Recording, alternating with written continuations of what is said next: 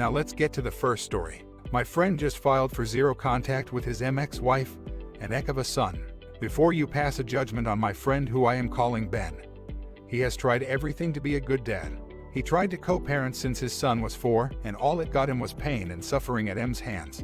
She basically chased away Ben's social life and his chances of having a relationship with anyone with Ek or M putting up a fight.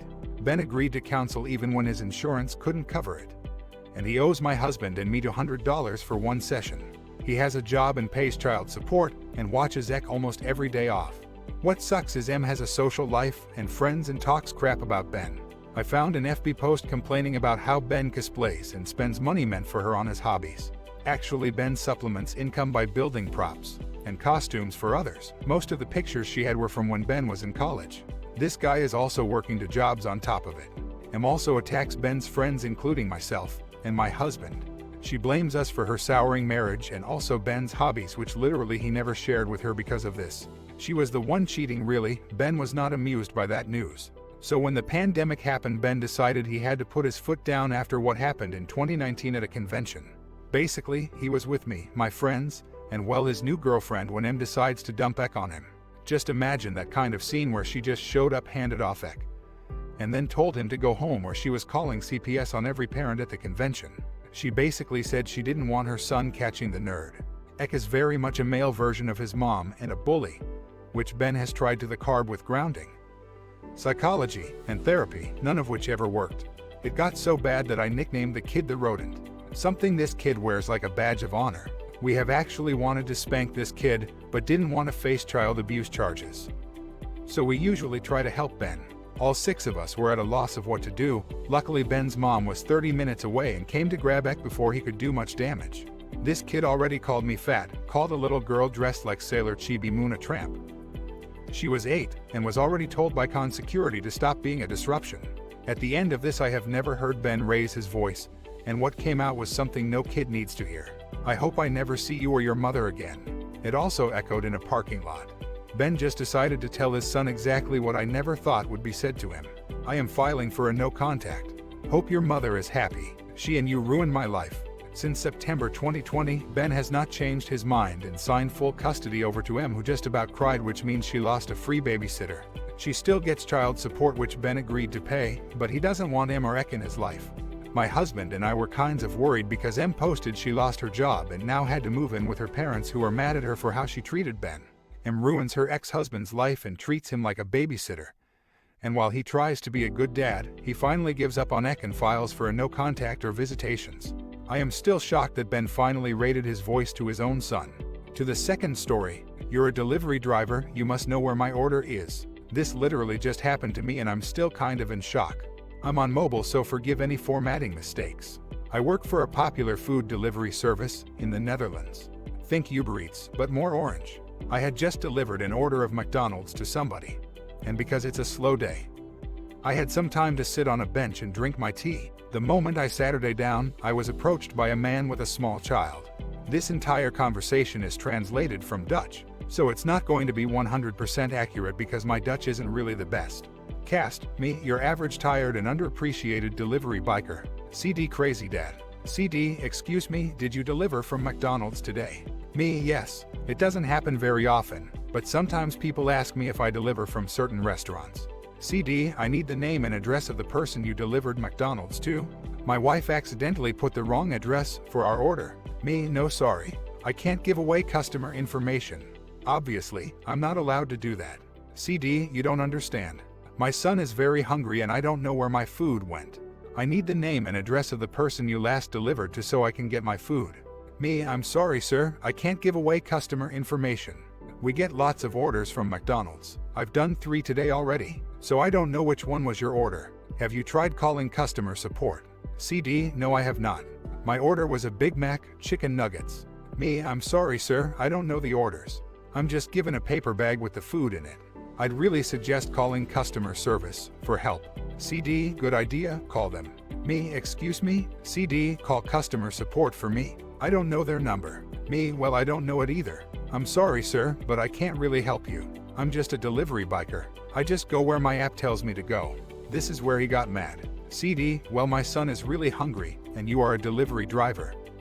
so you must know where my order is. He stepped into my personal space and got right up in my face. And of course he wasn't wearing a mask either. I have pretty bad social anxiety and I'm autistic. So people getting really close to me and yelling at me is a horrible combination for me. And I almost instantly had an anxiety attack. CD, now tell me where my food is. I panicked, faked getting an order for work, hopped on my bike, and got away from him as fast as I could. For what it's worth, I hope he never found his missing McDonald's order. Now the third story. EP wants a higher grade for his kin, my student, and files a complaint with lies.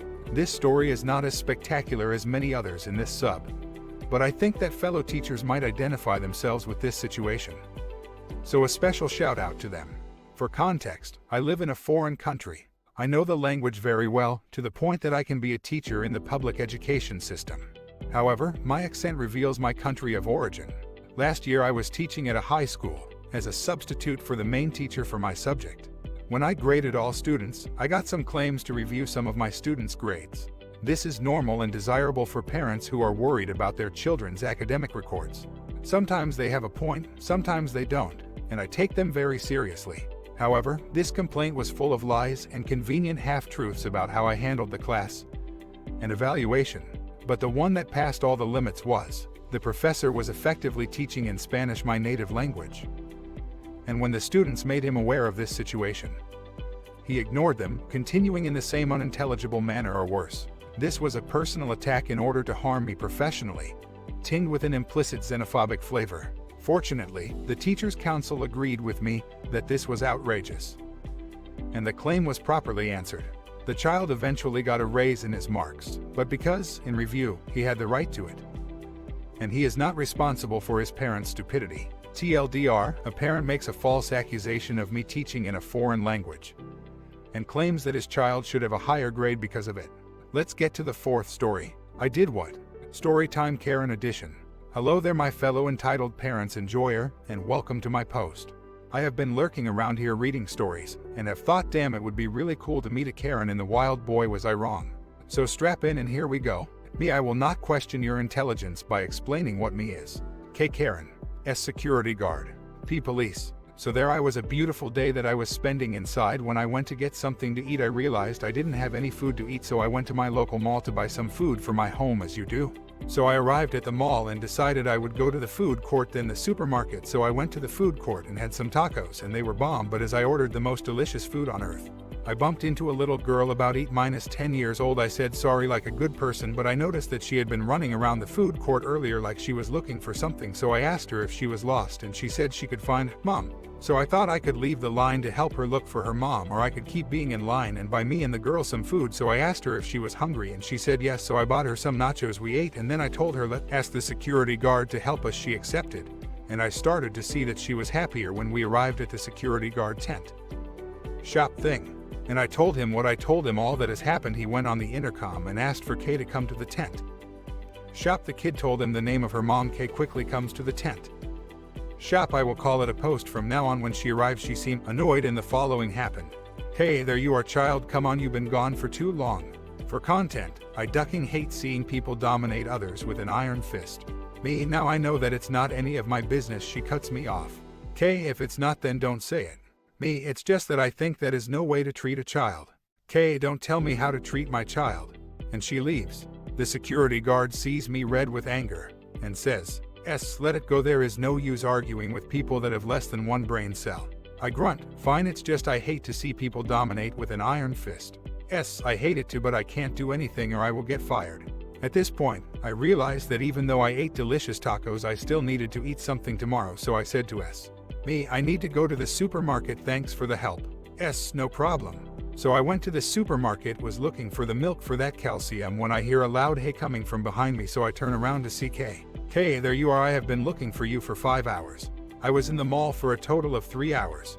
Me, sorry mom, but why were you looking for me? Kay, because you embarrassed me and my little brat. Yes, she did call her own daughter a brat. Me, mom, could you lower your tone when talking? I don't need to smell you last week's case roll. Kay, what did you say? At this point, everyone that was in the produce section was looking, and I noticed that the daughter was crying. At this, she looked horrified.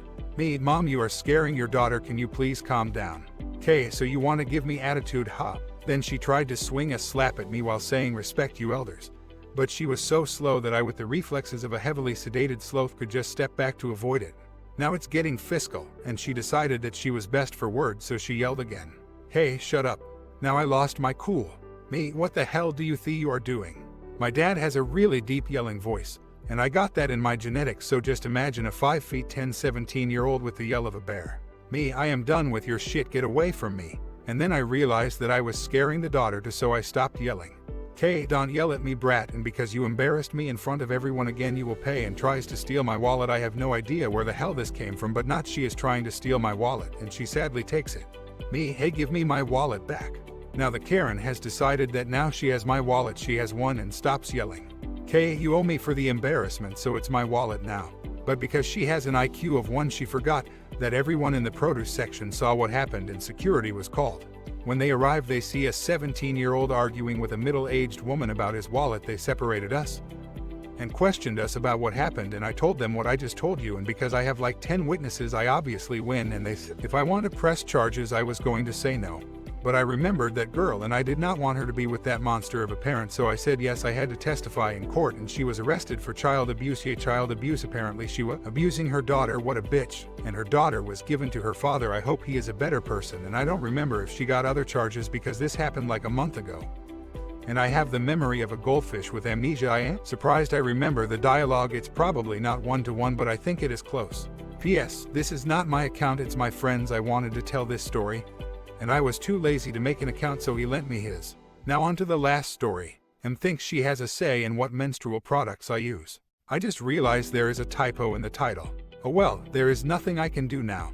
On mobile, English isn't my first language. TLDR, M thinks me using a menstrual cup is bad because gasp, what about my virginity? I got my first period when I was 12, -13. Since then I've only used pads because that's what my mom used. Lately, though, I started researching about other menstrual products like cups, tampons, etc., and wanted to try on cups. I've heard they are easy to use and good for the environment. I didn't know how to introduce this topic to my mother because although my parents are pretty cool and open-minded, I didn't think they were gonna be okay with me sticking something up there. An Asian family. Enough said.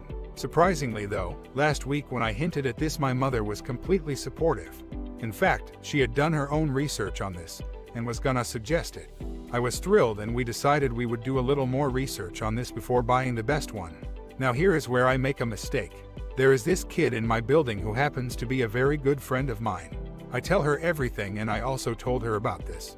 Tweet, she is 21 and I was 19 when this incident took place. She wanted to know more about this and was even surprised to learn that there were more menstrual products in this world than pads. She mentioned how she wanted to try it as well. We left the conversation at that. This Saturday, her mom came over for tea. Both moms were in the kitchen talking about whatever moms talk about while I was chilling in the living room. I could overhear their conversation. She decided to drop the bomb. I'm gonna refer to her as Karen going forward. Karen, did you know that your daughter is thinking about using a Whispers menstrual cup? My mom, she can hear you, and yes, I did know. Why? Karen, you are okay with her inserting something up there? What about her virginity? My mom, a cup is not going to take her virginity. A hymen is not a sign of virginity. You know that, right? Karen, it's going to destroy her hymen. You know no one would want to marry someone that has no hymen. My mom, she will only marry someone that's open-minded, so that's not a bother for us. Karen, I wouldn't let my son marry someone like that. My mom, good for you. Listen, I know what I'm doing. She is 19 and is capable of making her own decisions. Karen, I think you are a bad mother. You shouldn't give girls all this freedom. It's gonna come to bite you in the ass. What are the people gonna say? My mom, nothing I care about, I'm sure. Listen, I brought up my girls without your help. I do not need your advice now. You can parent your own kids, not mine. Karen, fine, I was only being concerned for my friend.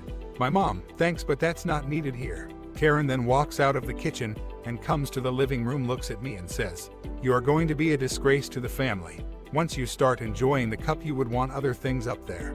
Then she storms out of my home. So Riley, all this for a goddamn cup. My mom closes the door behind her and tells me to ignore her. My dad, who was just silently observing all this, told me she was still living in medieval times. Thank God for my parents. Anyways, she still gives me dirty glances every time I'm out, and I'm assuming she told the other ladies in my apartment because they are always whispering to each other whenever they see me or my family.